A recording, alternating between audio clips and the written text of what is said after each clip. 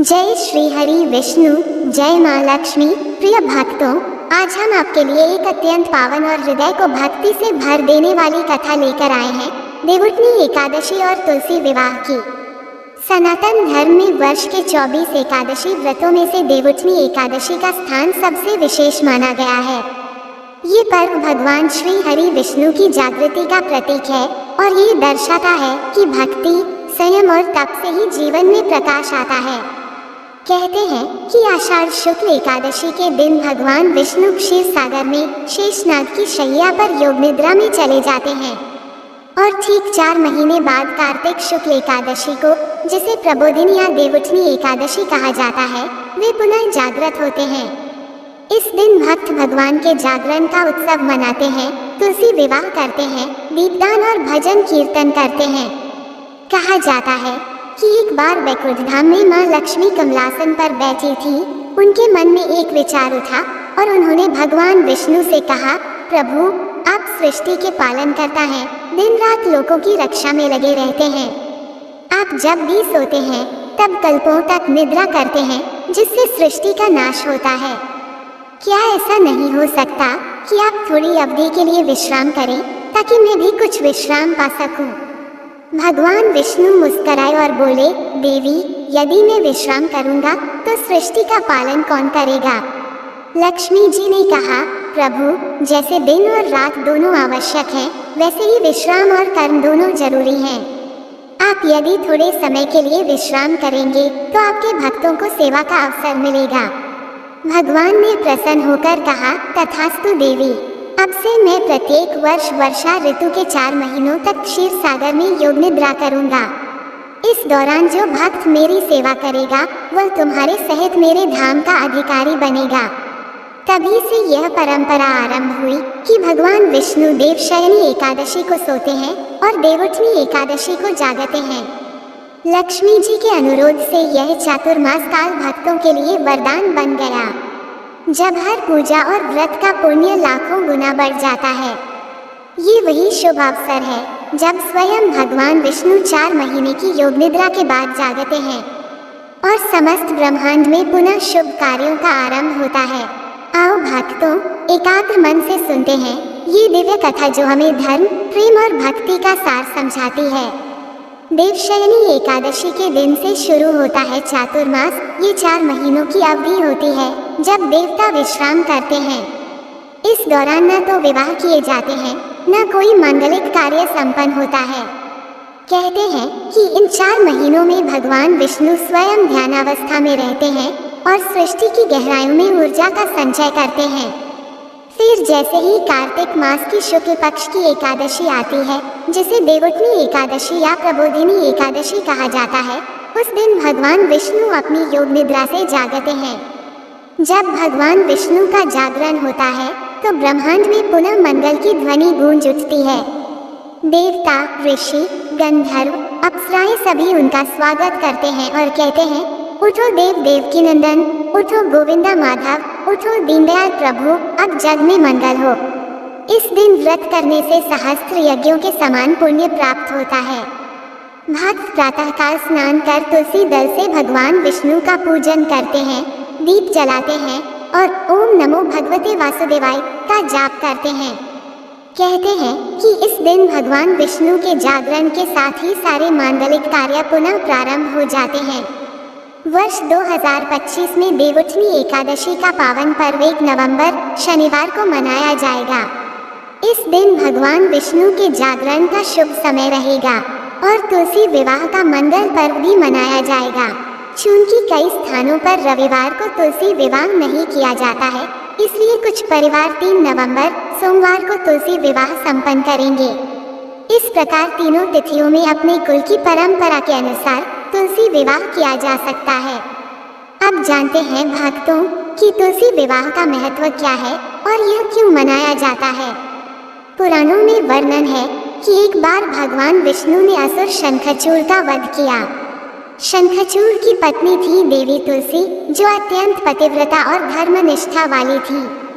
उन्होंने भगवान से प्रार्थना की, हे प्रभु, आपने मेरे पति का वध धर्म की रक्षा के लिए किया है, किंतु मेरे पतिव्रत का क्या? तब भगवान विष्णु ने कहा, हे तुलसी, तुम अत्यंत पवित्र हो। आज से तुम्हारा स्थान मेरे हृदय में होगा। तुम्हारा स्वरूप मेरे पूजन में सबसे श्रेष्ठ माना जाएगा और तुम्हारा विवाह मेरे ही स्वरूप शालिग्राम से होगा। तभी से हर वर्ष देवउठनी एकादशी के दिन या उसके अगले दिन तुलसी विष्णु विवाह का आयोजन किया जाता है। इस दिन तुलसी को दुल्हन की तरह सजाया जाता है। लाल चुनरी, चूड़ियाँ, सिंदूर और बिंदी से उनका श्रृंगार किया जाता है। शालिग्राम जी को वर के रूप में पीले वस्त्र और पुष्पों की माला से सजाया जाता है। विवाह के समय वेद मंत्रों, आरती और भजन के साथ तुलसी विष्णु का विवाह संपन्न होता है। भक्त जय श्री तुलसी माता और जय श्री हरि गोविंद के भजन गाते हुए इस पावन विवाह में सम्मिलित होते हैं। ऐसा माना जाता है कि इस दिन जो भी तुलसी विष्णु विवाह करवाता है उसके घर में सदा लक्ष्मी कृपा बनी रहती है। तुलसी विवाह के अवसर पर महिलाएं उपवास रखती हैं, मंदिरों में दीपदान करती हैं और उठो देव देवकी नंदन का गीत गाती हैं। देवउठनी की रात को विशेष पूजा की जाती है। शाम के समय भगवान विष्णु की मूर्ति के आगे दीपक जलाया जाता है और तुलसी माता के पास खड़े होकर भक्त कहते हैं, उठो देव देवकी नंदन, उठो गोविंदा माधव, 4 मास की निद्रा पूरी हुई, अब मंगल कार्य आरंभ करो। फिर तुलसी माता की आरती की जाती है, प्रसाद चढ़ाया जाता है और दीपमाला से घर के आंगन को सजाया जाता है। ये दीपदान भगवान विष्णु के जागरण का प्रतीक है। जब देवता उठते हैं तो सृष्टि में नई ऊर्जा का संचार होता है। इसी दिन से विवाह, गृह प्रवेश, यज्ञ, कथा, पूजन आदि शुभ कार्यों का आरंभ किया जाता है। तुलसी विवाह का आध्यात्मिक अर्थ भी अत्यंत गहरा है। ये केवल एक अनुष्ठान नहीं बल्कि आत्मा और परमात्मा के मिलन का प्रतीक है। तुलसी माता भक्ति का स्वरूप है और भगवान विष्णु परमात्मा का। जब दोनों का मिलन होता है तो भक्त के जीवन में भी ईश्वर से प्रेम और भक्ति का संगम होता है। तुलसी विवाह हमें सिखाता है कि सच्चा विवाह केवल शरीर का नहीं बल्कि आत्मा का होता है, जो प्रेम, समर्पण और श्रद्धा से जुड़ा होता है। इस दिन तुलसी की पूजा करने से सभी पाप नष्ट होते हैं और जीवन में सुख समृद्धि आती है। भक्तों, ध्यान रहे कि तुलसी माता को कभी भी रविवार या द्वादशी तिथि में न तोड़ा नहीं जाता, इसलिए अगर इस बार रविवार को विवाह का दिन आ जाए तो सोमवार को तुलसी विवाह किया जा सकता है। भगवान विष्णु के जागरण और तुलसी विवाह के इस पर्व को पूरे भारतवर्ष में अत्यंत श्रद्धा और उत्साह से मनाया जाता है। वृंदावन, मथुरा, द्वारका और उज्जैन जैसे तीर्थ स्थलों में इस दिन हजारों दीपक जलाए जाते हैं। भजन कीर्तन होता है और भक्तजन तुलसी के चारों ओर परिक्रमा करते हैं। कहा जाता है कि जो व्यक्ति देवउठनी एकादशी का व्रत रखता है और तुलसी विवाह में भाग लेता है उसे अनंत पुण्य की प्राप्ति होती है। उसके जीवन से दरिद्रता, क्लेश और नकारात्मकता समाप्त हो जाती है और घर में सुख, शांति और वैभव का वास होता है। तुलसी माता स्वयं लक्ष्मी जी का ही एक रूप है, इसलिए उनके पूजन से घर में धन धान्य की वृद्धि होती है। आध्यात्मिक दृष्टि से देखा जाए तो जब भगवान विष्णु योग निद्रा से उठते हैं तो वह हमें ये संदेश देते हैं कि जीवन में विश्राम का भी महत्व है, लेकिन उससे बड़ा महत्व है पुनः जागने का, पुनः कर्म में लगने का, पुनः धर्म के मार्ग पर चलने का। तुलसी विवाह का अर्थ है ईश्वर से अपने संबंध को फिर से नवीकृत करना, अपने भीतर की भक्ति को पुनः जागृत करना। इस दिन तुलसी के पौधे के पास बैठकर अगर आप मन ही मन ये संकल्प लें कि हे प्रभु, जैसे आपने 4 महीने बाद संसार में शुभता का आरंभ किया, वैसे ही मेरे जीवन में भी एक नई शुरुआत करें, तो यह एकादशी आपके जीवन में परिवर्तन ला सकती है। भक्तों, ये केवल तिथि नहीं बल्कि भक्ति का उत्सव है। जब आप इस दिन भगवान विष्णु और तुलसी माता की आरती करें तो पूरे हृदय से कहें, जय श्री हरि, जय तुलसी माता, जय श्री विष्णु भगवान, क्योंकि यही वह क्षण है जब भगवान स्वयं आपके घर में शुभता लेकर आते हैं। भक्तों, अब हम सुनेंगे देवउठनी एकादशी की दूसरी कथा। प्राचीन समय की बात है जब धरती पर राजा बलि नामक असुरराज अत्यंत पराक्रमी, दानवीर और धर्मनिष्ठ था। यद्यपि वह असुर कुल में जन्मा था फिर भी उसका हृदय देवताओं से अधिक धार्मिक और न्यायप्रिय था। उसके दान और तपस्या के बल पर तीनों लोकों में उसका प्रभाव फैल गया था। देवता चिंतित हो उठे, क्योंकि बलि ने अपने पराक्रम से स्वर्ग तक जीत लिया था।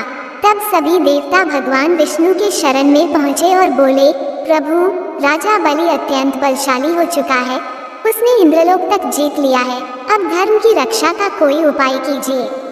भगवान विष्णु मुस्कुराए और बोले, देवताओं, जब तक वो अधर्म नहीं करता मैं उसका विनाश नहीं कर सकता, परंतु धर्म की स्थापना हेतु मैं स्वयं एक लीला रचूंगा। इसके बाद भगवान ने वामन अवतार धारण किया, एक सुंदर तेजोमय बाल ब्राह्मण के रूप में। उन्होंने कमंडल, छत्र और कुश धारण किए और महर्षि कश्यप और अदिति के पुत्र के रूप में प्रकट हुए। जब उनका जन्म हुआ तो ब्रह्मांड में दिव्य प्रकाश फैल गया। सभी देवताओं ने उनका स्वागत किया और उन्हें प्रणाम किया। देवमाता अदिति ने कहा, वत्स, तुम स्वयं नारायण हो, अब जाकर धर्म की रक्षा करो। वामन रूप में भगवान विष्णु यज्ञ भूमि की ओर चल पड़े, जहाँ राजा बलि महान यज्ञ कर रहे थे। जैसे ही वामन देव उस यज्ञ में पहुँचे, सभी ऋषि मुनि विस्मित हो गए। उनके मुख पर तेज था, नेत्रों में करुणा और वाणी में मधुरता। राजा बलि ने उन्हें देखा और तुरंत उठकर प्रणाम किया। बोला, हे ब्राह्मण कुमार, आप मेरे यज्ञ में पधारे, यह मेरा परम सौभाग्य है। बताइए, मैं आपकी क्या सेवा कर सकता हूँ? भगवान वामन ने मधुर स्वर में कहा, राजन, मैं केवल 3 पग भूमि चाहता हूँ, जहाँ मैं अपने चरण रख सकूँ। बलि हंस पड़े, मात्र 3 पग भूमि? आप बालक हैं, मांग लीजिए स्वर्ण, रत्न या गांव का गांव। वामन मुस्कुराए, राजन, जो मुझे चाहिए वही मांगता हूँ, 3 पग भूमि ही पर्याप्त है। गुरु शुक्राचार्य ने बलि को सावधान किया, राजन, यह कोई साधारण बालक नहीं, स्वयं विष्णु है, जो तुम्हारी परीक्षा लेने आए हैं। लेकिन बलि ने दृढ़ स्वर में कहा, गुरुदेव, यदि स्वयं विष्णु भी आए हैं तो यह मेरे लिए गौरव है। मैं कभी किसी याचक को खाली नहीं लौटाता। और उसने वचन दे दिया। तभी भगवान वामन ने अपना विराट स्वरूप धारण किया। एक पग में उन्होंने पृथ्वी नाप ली, दूसरे पग में आकाश और तीसरा पग मांगा, राजन, अब बताओ तीसरा पग कहाँ रखूं? बलि ने सिर झुकाकर कहा, प्रभु, तीसरा पग मेरे सिर पर रख दीजिए। भगवान ने प्रसन्न होकर अपना चरण उसके सिर पर रखा और उसी क्षण बलि पाताल लोक में चला गया। किंतु उसकी भक्ति, सत्यता और दानशीलता देखकर भगवान विष्णु ने कहा, राजन, मैं तुम्हारे वचन का मान रखूंगा। प्रत्येक वर्ष 4 महीनों तक मैं स्वयं तुम्हारे लोक में रहूंगा।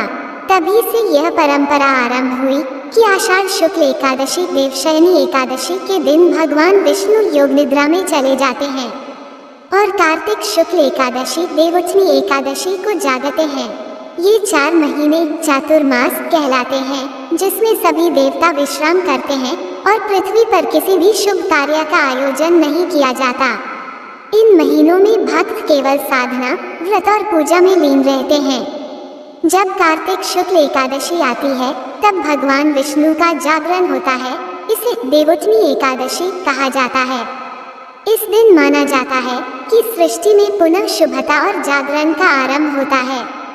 भक्त इस दिन भगवान विष्णु का जागरण उत्सव मनाते हैं, दीप जलाते हैं, तुलसी और शालिग्राम का विवाह करते हैं, क्योंकि यही पहला मांगलिक कार्य होता है जो विष्णु के जागने के बाद आरंभ किया जाता है।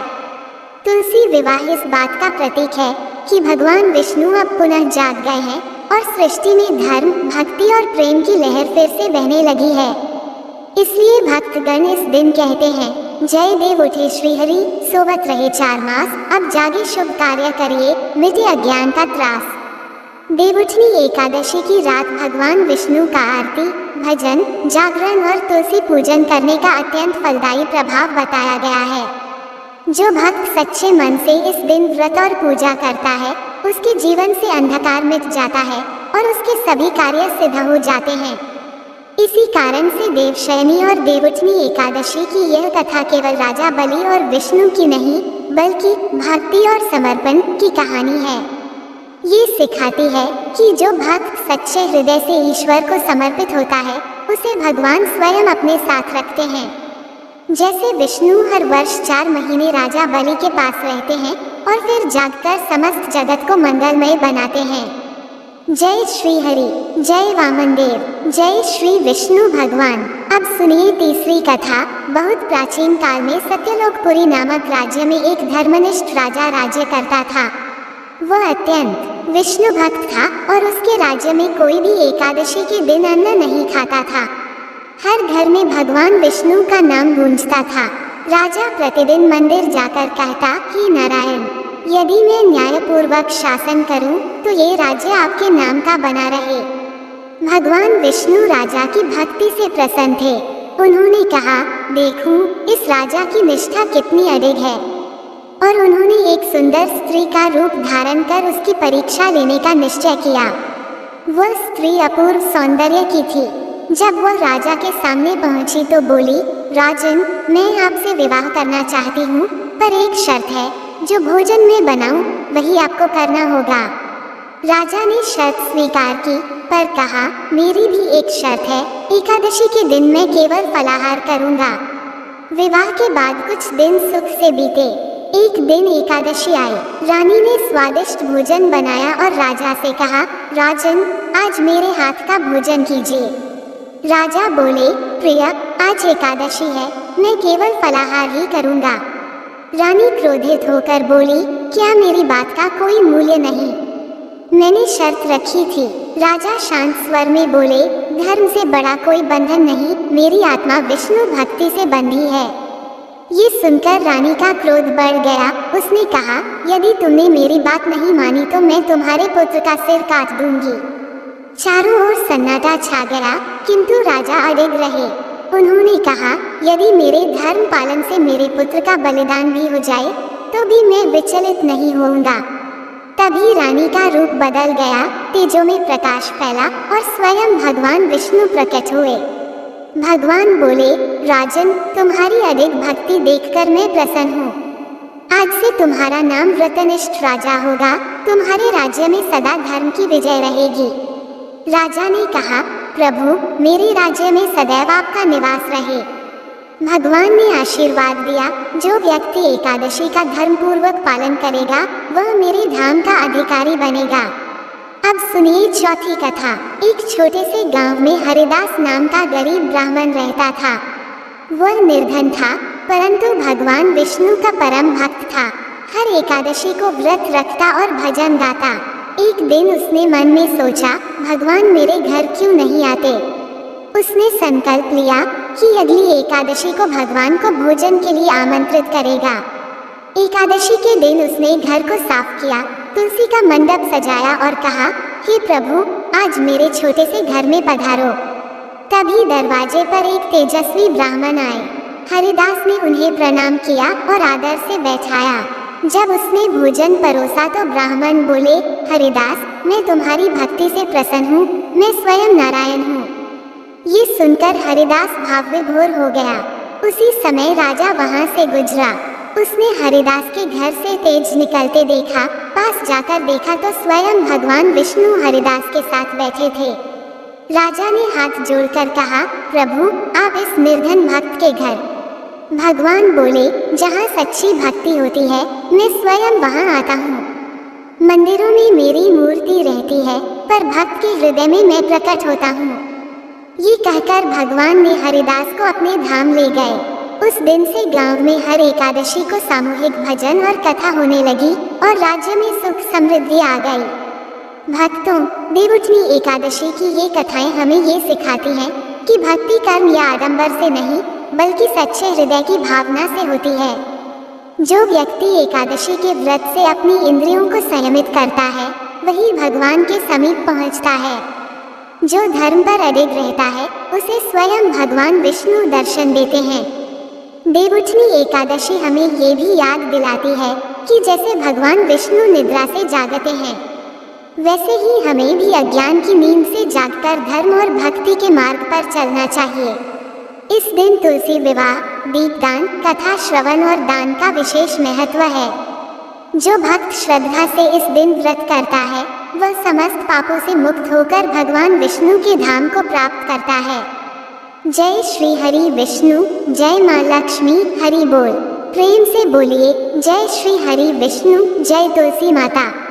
ऐसे ही और भी रोचक और आध्यात्मिक वीडियो के लिए चैनल को सब्सक्राइब कर लें। दोस्तों, आपको ये कथा कैसी लगी कृपया कमेंट करके जरूर बताएं।